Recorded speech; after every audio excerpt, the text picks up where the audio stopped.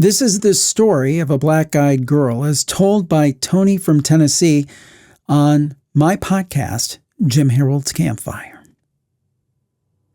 This was a terrifying event, and it's hard for me to talk about it. It was about a month after I moved into my current apartment. And one evening I came home from work and I had an uneasy feeling. I don't know how to explain it. It was almost an impending sense of doom that came out of nowhere. I decided to go to bed, and I didn't even eat that night, which is very uncharacteristic for me. Now, at about 1 a.m., I heard a rapping at the door. It wasn't the standard knock-knock sound. I live near a college campus, so I figured it was some drunk kids fooling around. I had work in the morning, so I tried to forget about it and went back to sleep. And it just kept on, this rapping sound. Finally, I walked to the door, and by this time it was 2:22 a.m. I opened the door, and there was a girl standing there. I'd say she was probably 13 or 14 years old. She was looking down at the ground.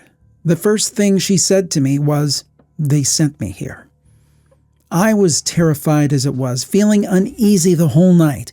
And then this girl shows up with this cryptic message, and I said, "Who sent you here?" She said, "Just please let me in." I felt this cold air sweep over me, and my stomach was churning. I had never felt that way before in my life. I opened the door all the way. I hadn't even made contact with her. She was talking in an emotionless, drone-like type voice, and again she said, "Please let me in." I said, "Look, I'll go grab a phone. You can use the telephone. Do you want to call somebody?" She said, "No, please let me in. They sent me here." I yelled, "Who sent you here?" And I added, "I'm getting the phone and calling the police." I turned around and switched the light on. She said, "Let me in." I replied, "No, I'm not letting you in." Suddenly, she started getting extremely agitated. She kept saying, "They sent me here." Then she looks up at me and said, "This is only going to take a minute." I'm telling you, I have never been so scared in my life. As soon as my eyes met hers, I realized they were blacked out. Not dilated pupils, no. The whole eye itself was black. This put me back on my heels. Then and there, I decided I was calling the police. I turned around and grabbed the phone. When I swiveled back, I saw that the girl was gone.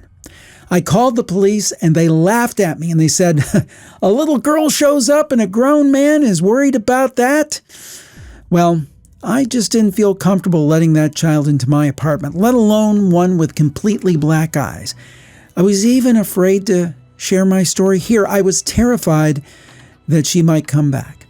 My only hope is that someone has the answer, or possibly something that could help keep these things away. They're not children, and I don't want another visit. And that was the story of a black-eyed girl by Tony from Tennessee, as told on my podcast, Jim Harold's Campfire. The lore of the black-eyed kids, it's a mystery. We enjoyed sharing this mystery. We hope you enjoyed it too. Please follow and subscribe to this channel, and make sure that you hit the notification bell as well, and share this video with a friend of yours who likes spooky stories. We're going to have plenty of them. Thanks so much, and stay spooky.